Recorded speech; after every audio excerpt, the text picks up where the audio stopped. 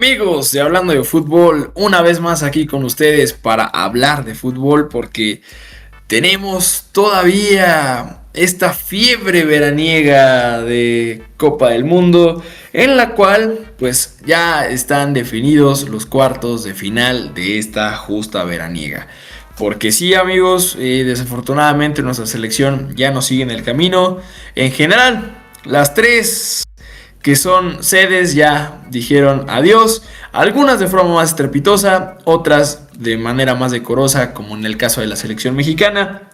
Pero bueno, los partidos siguen, el mundo sigue, la vida continúa y no por un desastre significa que todo se va a parar. Entonces, vamos a darle. Porque hay llaves y partidos que, híjole, van a sacar chispas. Están las 8 mejores selecciones del mundo.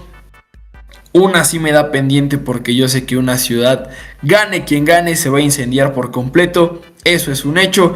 Y para eso está mi querido Santi junto con su servilleta Martín Chávez para hablar de este tema. Mi querido Santi, ¿cómo andas? ¿Cómo te encuentras? ¿Cómo estás? Muy bien y espero que se encuentren ustedes tan bien como nosotros para hablar del deporte más apasionante y del que más nos gusta.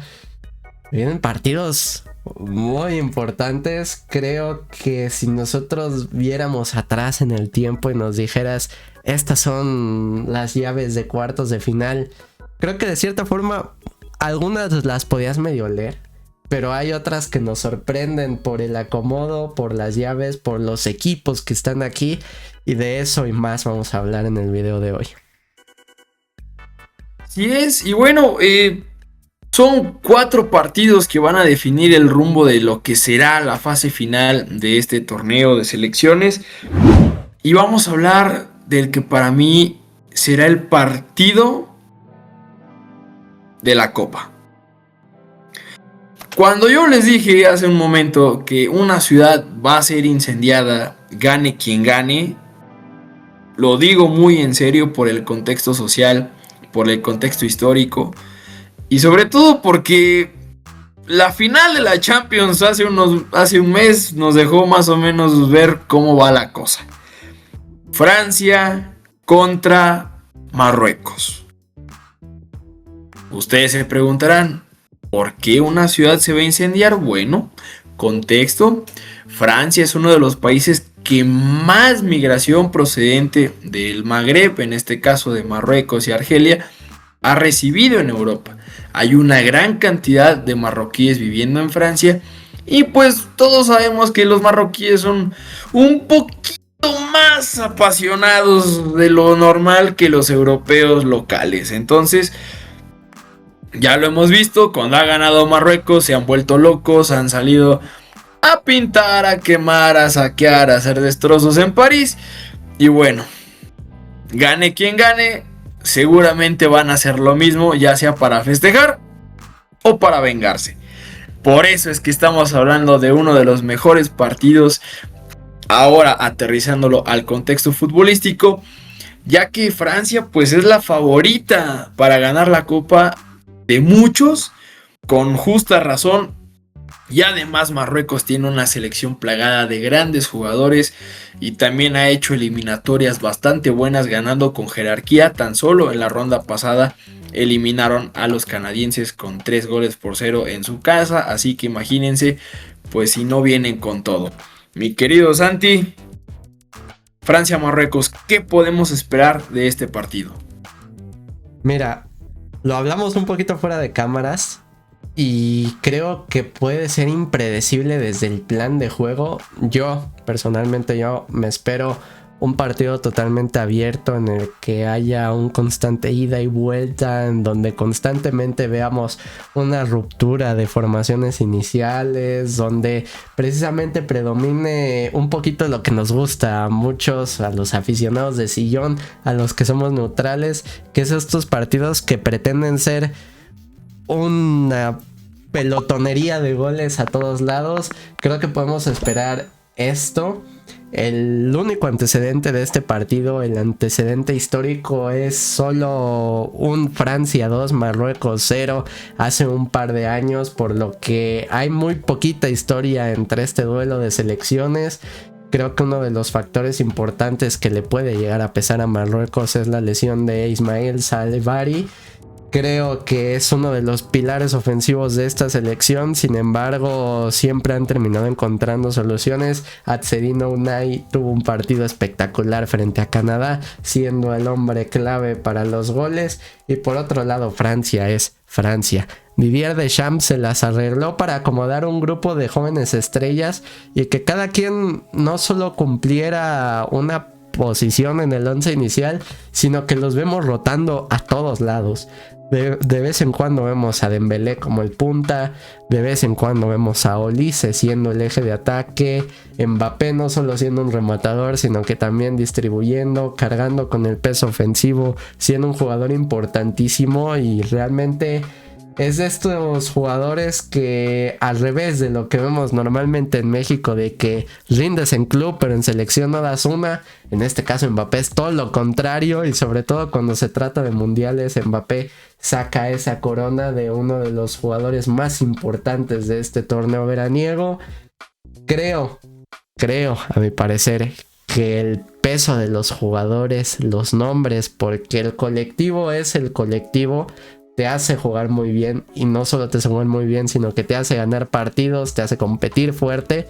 Pero si al final estos hombres no se convierten en nombres de peso en un futuro, van a terminar costando un poquito más a que si no lo fueran. Me parece que Francia va a terminar sacando este partido. No sé cómo vaya a ser, no sé cuál vaya a ser el trámite. Por ahí Martín soltaba esta primicia de que a lo mejor en Marruecos se terminaba tirando atrás, plantear un partido similar al de Paraguay.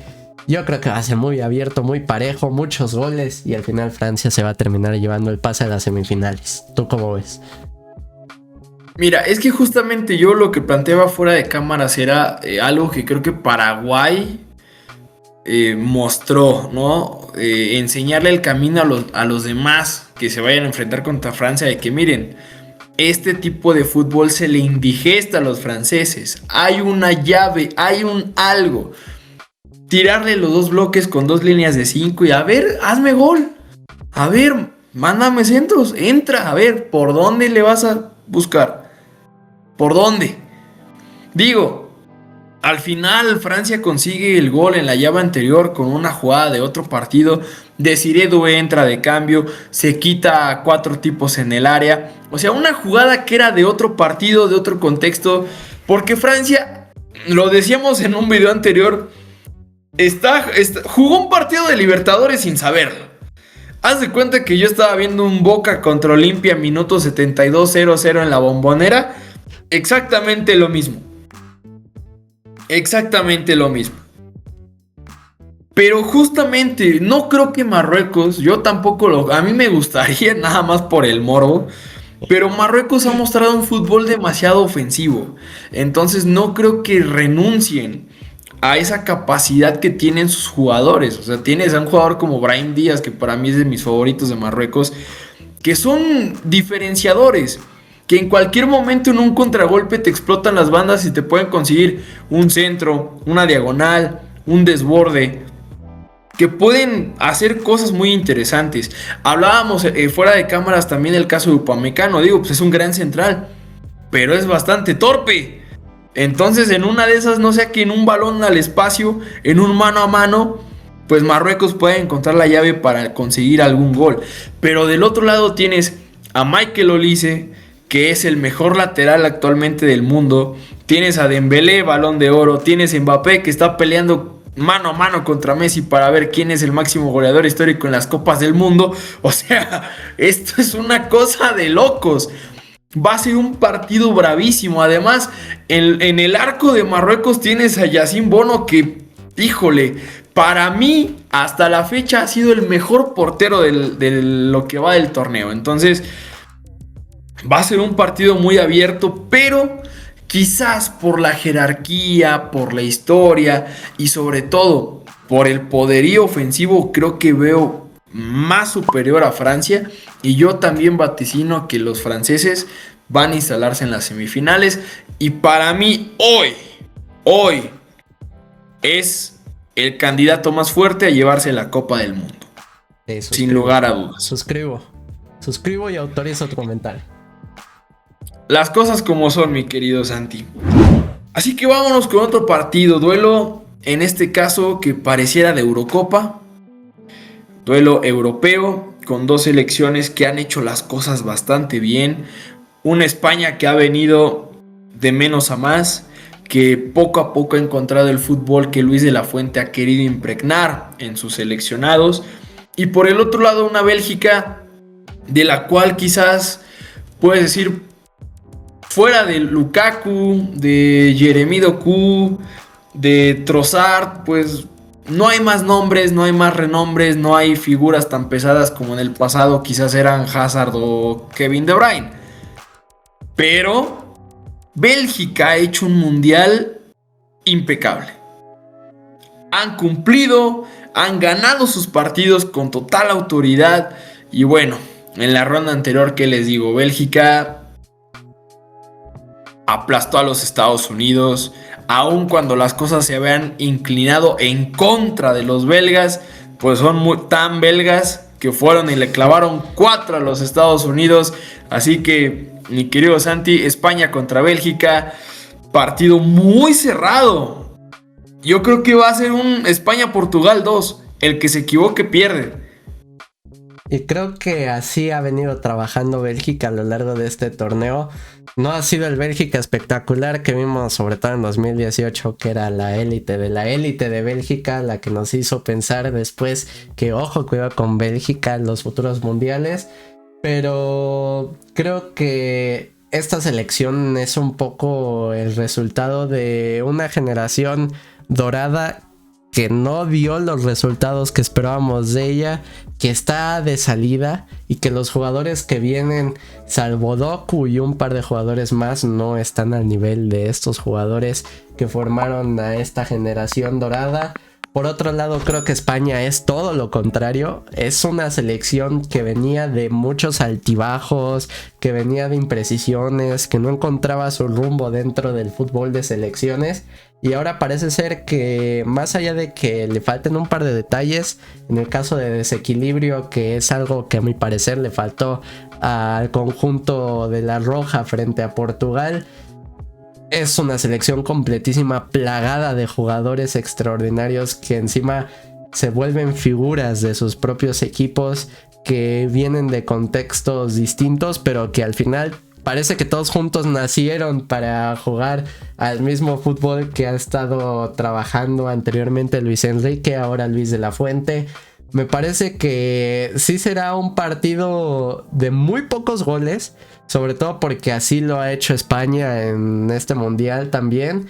Bélgica ni se diga, aprovechando los errores, siendo contundente cuando hay que hacerlo y cuando no, a trabajar los partidos con lentitud. Aún así creo que España, por manejo, por momentum, por la calidad de sus jugadores, va a acabar sacando este resultado. Y yo concuerdo, mi querido Santi. A ver, España, digo, ya mencionaba yo algunos nombres de la selección de Bélgica, jugadores que en todos los partidos se han destacado, que lo han hecho muy bien, que pues han marcado la diferencia. Pero por otro lado, España, o sea, tienes a Lamine Yamal, que es una bestia, es un crack, es un tipo desequilibrante que un cambio de ritmo, una gambeta, o sea, sale entre dos jugadores, te gana en velocidad. Un diferenciador nato. En el caso del partido contra Portugal, tienes a un jugador como Yarzábal, que es un centro delantero improvisado, porque no es su posición natural, pero que el tipo es definidor, o sea, que ha sido contundente cuando hay que serlo. Y cuando no, supo trabajar el partido. Llega el recambio de Mikel Merino y que tiene eso, o sea, que es un tipo también que es definidor, o sea, que llega, ¡pum! Y hace el gol de la victoria entrando de cambio. Tienes jugadores como Dani Olmo que también te dan esta frescura en el ataque, que saben mantener la calma cuando hay que hacerlo, que no se desesperan, que toman buenas decisiones, que saben controlar el juego, hablando en el ataque, ¿no? Entonces, para mí España pues sí tiene muchos mayores elementos como para poder trascender y llegar a las semifinales.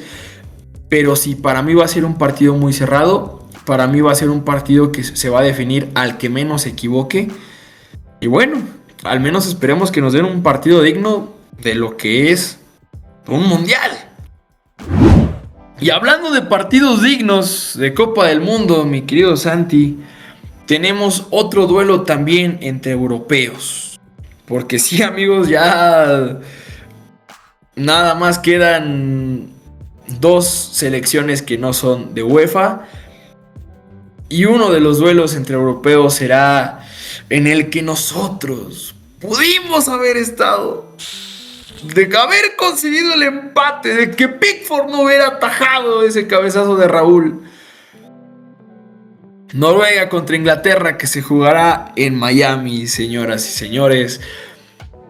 Una selección que es fuerte candidata a campeona del mundo, que creo que con la victoria que consiguió contra México en el Azteca es un envión anímico que los puede catapultar a trascender a la siguiente ronda, contra otra selección que también tiene un impulso de haberle ganado al pentacampeón del mundo en octavos de final, con un doblete de Erling Braut Haaland, que, híjole, ya...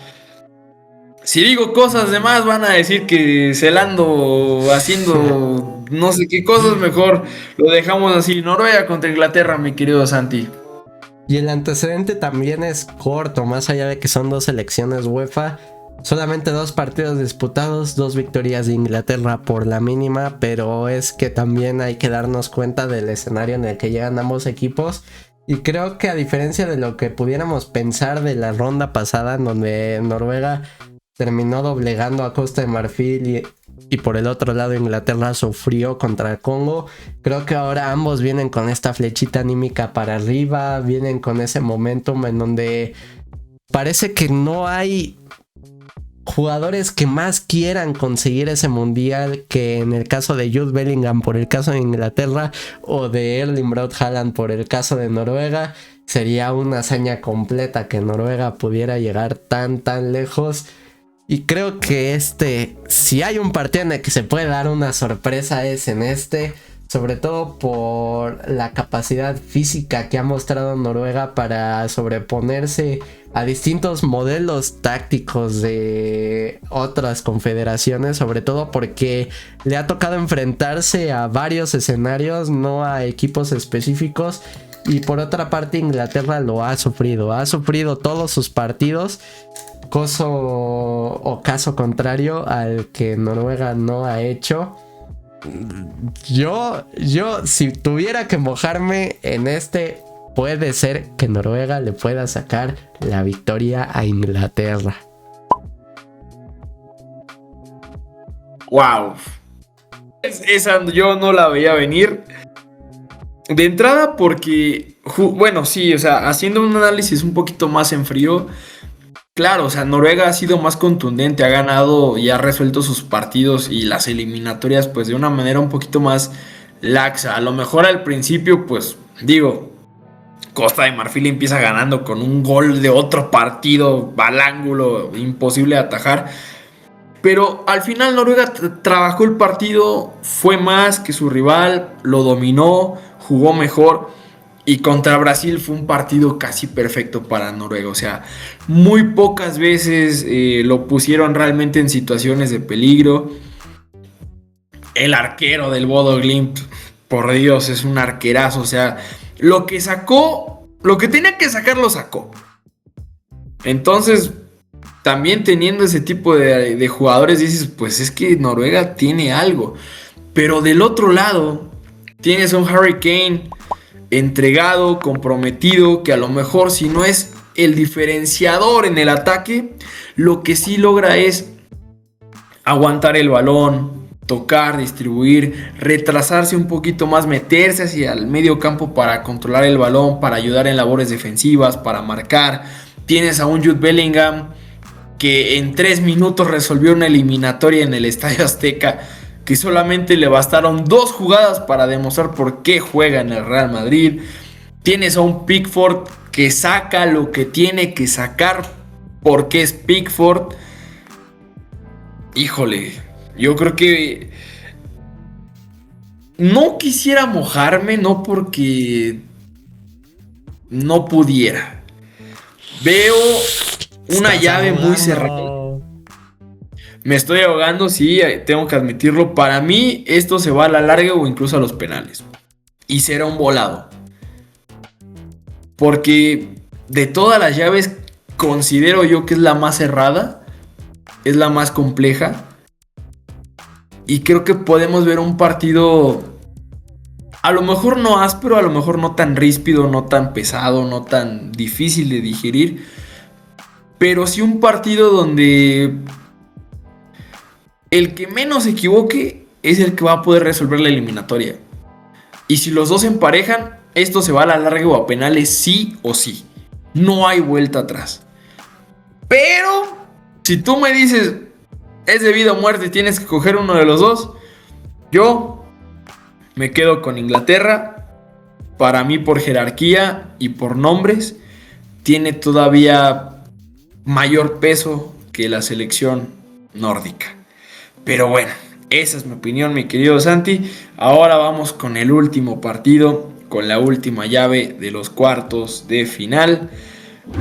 La campeona del mundo, la 3 veces campeona del mundo, Argentina contra Suiza. Creo que aquí sí es una llave un poquito más dispareja. Quizás igual no hay tantos antecedentes. La tendencia favorece a Argentina. Además, Argentina está invicta, ha ganado todos sus partidos. Entonces, híjole, creo que esta llave no es que esté resuelta, pero sí creo que hay un claro favorito. No sé qué pienses tú, mi querido Santi. Sí, creo realmente que esta es la llave, como bien dices, más dispareja. Y no porque haya un amplio nivel de diferencia entre estas dos selecciones. Creo que las muestras que nos han dejado estos dos equipos nos hace pensar que inclusive está más pareja de lo que debería estar. Pero simplemente Argentina, por la jerarquía que tiene, por los jugadores que tiene, pensando en que ya tiene la experiencia de ser campeones del mundo, frente a una selección suiza que sí es ordenada, que sí tiene un bloque bastante establecido, que sí te puede competir al tú por tú, pero que también es difícil de entrar en la defensa de Suiza. Creo que Argentina ha encontrado las formas de sobreponerse a distintas situaciones. Ya me dirás tú si es polémico, ¿no? Lo que sea, al final Argentina ha hecho su chamba, ha estado ahí. Y por el otro lado, Suiza ha sobrellevado las situaciones. Le ha costado un poquito más de trabajo. Por ahí tiene que pasar 20,000 cosas, o a lo mejor no 20,000, pero sí 10,000 solamente para que Suiza pueda sacar este resultado. Lo vimos contra Egipto, que parecía que Egipto echaba a la campeona del mundo y Argentina lo resolvió. Sabrá Dios cómo, pero lo resolvió. Creo que este caso Argentina lo podrá resolver de nueva cuenta. Y retomando un poquito lo que decías, a ver, a Suiza se le indigestó Colombia. Y digo, no es demeritar lo que hicieron porque Colombia tenía una gran selección. Para mí Colombia era favorito sobre Suiza en el papel. Al menos en los nombres tú decías, bueno, es que Colombia trae un cuadrazo. Pero fue un partido tan parejo, tan complicado. Yo, bueno, que lo vi con cierta televisora. Valdano decía, es que es un partido muy áspero, es un partido muy pesado, porque es tan parejo que no logras ver quién es el favorito.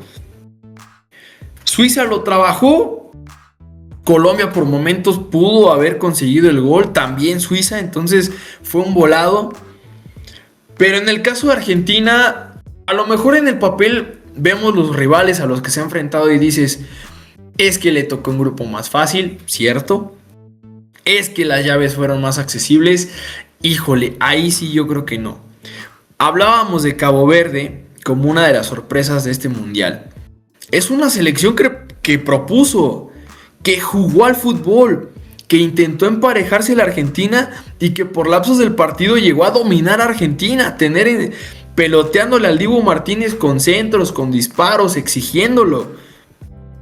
Ya veíamos a Sidney Cabral, le clavó el gol y después casi le clava un tiro libre en el tiempo extra de la misma manera. O sea, no es que Argentina haya tenido rivales más fáciles, es que tuvo rivales que le jugaron al tú por tú y que le complicaron la vida, pero con fútbol, que le propusieron, que se plantaron enfrente, que hicieron lo suyo, que por momentos dominaron el partido. En el caso de Egipto, se iban ganando 2-0. Tenían prácticamente la llave resuelta. Argentina en un lapso de 15 minutos empieza a jugar un fútbol de donde no sé, pero es la magia que tienen los campeones del mundo. Es la aura, es la mística que muchos hablan en el fútbol. Y justamente, nombre por nombre, pues sí, Argentina es favorita porque es la actual campeona del mundo y porque sus jugadores en cada posición me parece son mejores que los que tienen enfrente. Pero ojo, no va a ser una llave tampoco tan fácil. Argentina ha sufrido todos sus partidos de eliminación directa. Yo creo que este partido va a ser igual o similar a lo que vimos en 16avos y en octavos. Sí, para mí Argentina es favorita, sí, para mí Argentina va a pasar, pero con la mínima. Con la mínima. En tiempo regular o en tiempo extra, pero con la mínima, se instala en semifinales de Copa del Mundo. Entonces, nuestras llaves. Bueno, tu llave quedaría Inglaterra contra Argentina. Ese duelo. El morbo que va a haber en ese duelo. Y del otro lado, Francia-España. Y del otro lado, Francia-España. Creo que sería un buen escenario. Yo quise apostar por la sorpresa porque sí han habido sorpresas en este mundial. Evidentemente, algo va a tener que pasar. Alguna selección que no es favorita por X o Y va a tener que echar a una de las favoritas, a mi parecer. Pero bueno, creo que sin lugar a dudas nos esperan grandísimos duelos de cuartos de final. Sin dudas, mi querido Santi. Bueno, amigos, ustedes, a ver, pongan allí abajo en los comentarios sus predicciones. ¿Quiénes son los que avanzan a semifinales? ¿Quiénes son sus gallos para ganar la Copa del Mundo? De los que quedan todavía de las 8 selecciones que siguen en esta justa mundialista. Y por favor, suscríbanse al canal para que sigan viendo nuestros videos, para que sigamos hablando de fútbol, que es lo que más nos gusta, y para que nos apoyen. Es completamente gratis, no les pedimos nada más que eso. Que se suscriban, que activen la campana, que vean nuestros videos en la comida, cuando van camino al trabajo, cuando estén haciendo la tarea, cuando estén haciendo el aseo, lo pones en la tele, lo pones en tu teléfono. No pasa nada, aquí te informamos del acontecer del fútbol, dándote las noticias, opinando, y ya tú sabrás si estás de acuerdo o no con nosotros, pero hazlo, por favor, nos ayudas muchísimo. Así que, mi querido Santi, como siempre, un placer y muchas gracias a todos. Nos vemos en el próximo video. Hasta la próxima.